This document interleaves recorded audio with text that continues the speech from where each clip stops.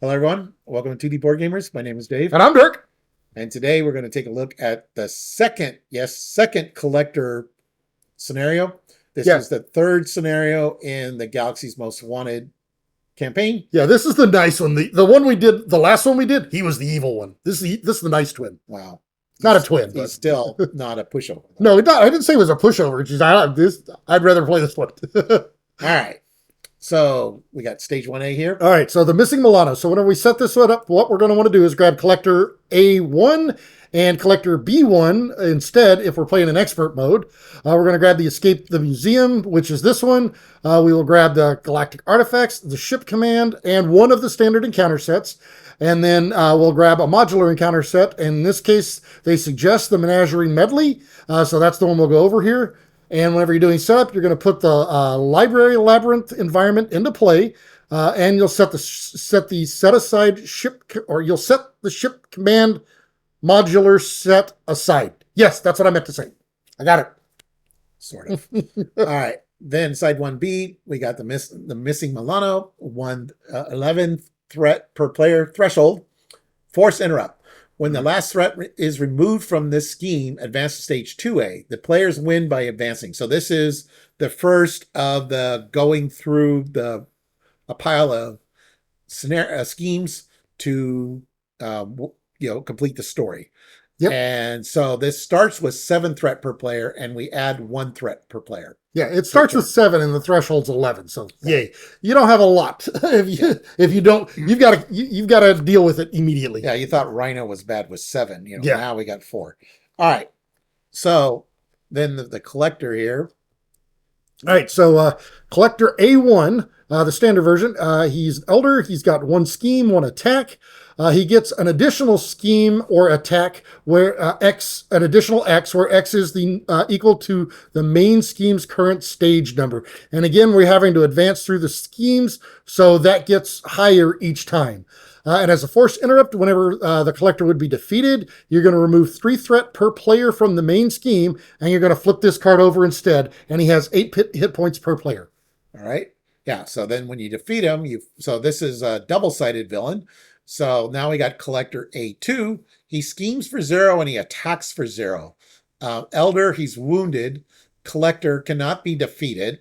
Force interrupt. When the round ends, flip this card, then set the collector's hit point dial back to its printed hit points. So for a turn, he's, like licking his wounds for being defeated, basically. Yes. And he does not get the plus for the stage numbers. So this is a 3-stage scenario. So he could be attacking for 4 and thwarting for 4 on the other side. But then when he's on this side, he's just, he still gets a boost, so he could still do damage or still remove threat, but he's more worried about, getting healed. And then, of course, at the end of the round, then he flips back, and now he's got his hit points reset. Yep. Okay, so that is the standard one. We're not doing the expert one first? Yeah. Yeah, let's go ahead and do the expert one first. All right, so in expert mode, you'll do the Bs. The expert collector has 2 he schemes for 2, he attacks for 2. He still gets the plus X scheme or attack based off of the main scheme's current stage number. He still has the when he's defeated, you remove 3 threat and flip him over, and he has 10 hit points per player. And then B2, now he's a 2 scheme, 2 attack, can't be defeated. It's the same as the other one, except for he has a base 2 instead of a base 0. Yep. All right, and then the library labyrinth environment that we had to put in play here. This is a location. You deal yourself, as a hero action, you deal yourself a face-down encounter card to remove 3 threat from the main scheme. Limit once per round per player. So each player in a multiplayer game could do this every round. You're taking additional encounter cards, but this is a way that you can immediately start removing stuff from that side scheme. All right. Then we move to stage 2, which we're lost in the museum. So we put the set aside Milano support from the ship command encounter set into play under the first player's control. So we get the Milano back, which is nice at that point. Okay, and then this one comes in with 11 threat per player. It has a threshold of 15 threat per player, and each round it will gain an additional threat per player. And as a force interrupt, whenever the last threat is removed from this, then you'll advance to 3A. And then if this stage is ever completed, the players lose. Right. So the goal is to remove the threat, but yeah, if it pops, then any of the stages pop, you immediately lose. Yes. All right. So the Milano is its own modular set called Ship Command. When we're at stage 2, we just have the Milano herself, which is an aerial vehicle permanent setup. The first player controls the Milano, and then you got a resource action here called piloting. Exhaust the Milano, generate a wild resource for any player. Now, if you saw our Drang video, the Brotherhood of Badoon, there was lots of ways to exhaust the Milano to like remove threat or a bunch of treacheries. None of that's around right now. So Yet. So the Milano is a resource for the first player. And the nice thing is it is a first player resource, but any player can benefit from it. So if Dirk's the first player and he doesn't need the wild, and it's like, oh, I'm one resource short, he could exhaust the Milano, and then I have the I can exhaust it as a resource action. So basically an instant speed. And he could do it like on my turn. Yes. All right, so then once we move on to 3, this is the Great Escape. So when we reveal, we'll flip the Library Labyrinth card over, and we'll show the other side of that in a second.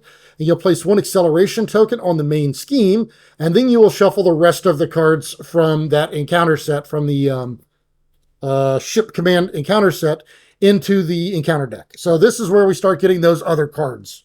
Yeah. And if the encounter deck is pretty thin at that point, then you're getting a lot of those cards grouped together. All right, then stage 3B, it's 12 threat per player threshold. Now we have the first player action back again. Exhaust the Milano to remove 3 threat from here. It adds 1 threat per player, and it starts with 8 threat per player. But if this stage is complete, the players lose the game. But if we get rid of all the threat, the players win the game. Yeah, this is how you win the game, not by defeating the collector. Right, because he could be defeated a million times. All right, so the flip side, so this is the one, the other side is the Labyrinth. So this is the museum ship. This is an environment. It's an aerial vehicle. And as hold on to your butts. So as a first response, whenever the villain phase begins, you have to choose to either exhaust the Milano and assign 2 threat per player of indirect damage among the players. So they can be split out any way. They can go to allies and such because they are indirect, but it's 2 threat or 2 damage per player. Or you assign 3 damage per player indirect among players. So you can either exhaust the Milano and make it 2, or it's 3 per player. Okay. So it hits hard. So the rest of the escape, the museum encounter set is I Have You Now. When revealed, alter ego, exhaust your identity, the collector schemes, or if you're a hero, you are stunned and the collector attacks you. And as a boost, give the collector a tough status card. Yeah, that's just a slap in the face. You're stunned and get attacked. All right, then we've got 3 copies of Impossible Geometry. So this treachery has Incite 1. So it'll add a threat to the main scheme, and then when it's revealed, you're confused. And if you're already confused, you choose and discard 1 card at random, or 1 card you control. I'm sorry. So yeah, so basically it's something you've got out in play. I am Groot. Okay, then you shuffle the rest of the ship command in. So this gives you something to do with the Milano, as if trying to avoid the indirect damage is not enough. Yeah. So yeah, we got. These are not in the right order. From the last, I guess it doesn't matter, but okay. So yes, we got special delivery is a treachery. When revealed, alter ego, you may exhaust the Milano. If you do not, the villain schemes with +1 scheme. And if you're a hero, you may exhaust the Milano. And if you do not, the villain attacks you with +1 attack. All right. Next, we've got the Rogue Vessel. This one, not a fun one, I'm telling you. This is an environment. It's an aerial vehicle. It has Surge. And as a force interrupt, whenever the villain phase ends, you deal 1 damage to each player. And as a first player action, so it does have to be the first player who does this, because they control the Milano. They can exhaust it and spend 2 resources of any type to discard this card. Okay. Then we got a side scheme, the Cannonade. Hinder 3 per player, and it starts with 1. And the first player actually exhausts the Milano, remove 3 threat from a scheme, has an amplify. Okay. We've got Blindside. So this is a treachery with peril. So it means you can't get help from other players. And technically, you can't discuss it. But whenever it's revealed, you can choose to either exhaust the Milano, spend 2 strength resources, or stun the first player. Then we got Hull Breach. It's a peril. When revealed, choose one, exhaust the Milano, spend 2 mental, or deal 3 damage to the first player. All right, so next, the last one we've got here is the Power Siphon. So this treachery also has peril. And whenever it's revealed, you'll choose to either exhaust the Milano, spend 2 energy resources, or discard a card at random from the first player's hand. So it's not yours, it's the first player. Okay. So, yeah. All right. And then this is the required module that was for the snare, which is Galactic Artifacts. So first we got the Cloak of Hercules, +3 attack, attached to the enemy with the lowest attack. Hero action, spend 3 strength resources to discard. The obedience potion here, this one you attach to your identity, you get -1 to your thwart, attack, and defense. So all of your basic hero stats. And as a hero action, you can take a damage and spend 2 mental resources to discard this. Okay. Then we got the Beyonder's Blazer. It's an artifact. It's an attachment attached to the enemy with the highest scheme. It's got an amplify. Hero action, place 2 threat on the main scheme and spend 2 resources of the same type to discard. Right. Then we have the evil poison. So the poison here, you attach this one to your identity. When your turn begins, you're going to place a poison counter on this, and then you take 1 damage for each poison counter here. As a hero action, you can spend 3 resources of different types and discard this card, and any player can do this. So if you're in a multiplayer game, say you're the 3rd player, the first player actually could do this to prevent you from having to take the damage. But if it gets to you, you're taking a minimum of 1 damage, and the longer this stays out, the more damage you're taking each round. Yeah. So it's probably a priority to get rid of it. All right. Then we have the Vandarian Power Wand, attached to the enemy with the lowest scheme, has a hazard, and as a hero action, spend 3 energy resources to discard. We've got the Hunjadarian, Hunjadarian Monarch Egg. This one comes in with 3 threat and has hinder, so it's an additional 2 threat per player. Victory 0, so once you defeat it, it's gone. But the player who defeats this scheme can ready their identity, and it does have an acceleration token on it. Okay. Then we got the Magical Teapot, hinder 2 per player. Victory 0, starts with 3 threat. When defeated, the player who defeated this scheme may heal 4 damage from that identity, and it has a hazard. We've got the Philosopher's Stone, so this one's hinder 2, victory 0. It starts with 3, so it'd be 3 plus the 2 per player. When defeated, the player who defeats this one can draw 2 cards, and this one comes in with an amplify. All right, and then the final card from this module is the Crystal Ball. Hinder 2 per player, victory 0, starts with 3 threat. When defeated, the player who defeats the scheme may play a card from their hand, reducing its resource cost by 3, and has an acceleration token. Yep. All right. Then the other module, this is the recommended one, or the starting one anyways, the Menagerie Medley. Okay, so the first one we've got here, we've got 4 copies of the Psionic Ghost. So this is a ghost with 4 hit points. It's a ghost with hit points. That's weird. But schemes for 2, attacks for 2, and when revealed, you are confused. If you're already confused, you're going to take 1 damage. And if it comes out as a boost, you put it into play engaged with you. So there's no avoiding this one. It's turning resistance. Yes. All right, then we got 3 copies of Servant Bot. 1 scheme, 1 attack, 3 hit points. It's a robot. It's got guard. And so you can't attack the villain unless you get rid of it. And patrol, you can't thwart the main scheme until you get rid of him. Right. And then finally, we've got 2 copies of Star Shark. So Star Shark is an elite creature with 7 hit points. He schemes for 1, he attacks for 3, and he has Quick Strike. And his attacks deal indirect damage. So, you could actually split it up a little bit if you needed to. But yeah, you're probably taking at least something.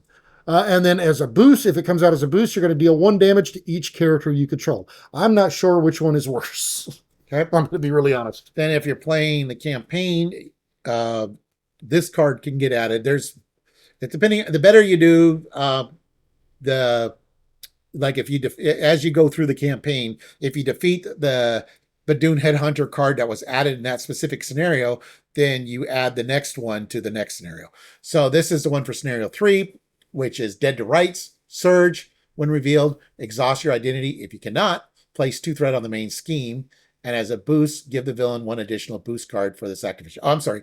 It's the Badoon Headhunter, which we showed in the first. If you defeat the Badoon Headhunter, every time you defeat him, yeah, you constantly add the next card to the set in. Yep. So if he's in the victory display, you get the 2 victory points. 2 victory points. Yeah. So you get the 2 victory points per player for buying cards in the market, but then you're adding the next card of the set into the encounter deck. no, it's just victory 2, not per player. No, that the rule is you get victory 2 per player. Oh, is it? Okay. For the market. All right. So the collector. That is one. this one. Yeah. This one. So yeah, so as Dirk said, this is the nicer one of the 2, I guess. This was the first one of the that I liked, the going through the story. Like Hella does it, and there's a like Apocalypse where you have to advance through the schemes. Yeah. So they kind of, this is just one set of schemes, and if they get defeated, then the villain wins. But if you get through the story, then you win. Some of the other villains did it slightly different, but the bottom line is you've got a set of schemes that you need to thwart to win. And this was the first scenario to do that. So, Yep. All right.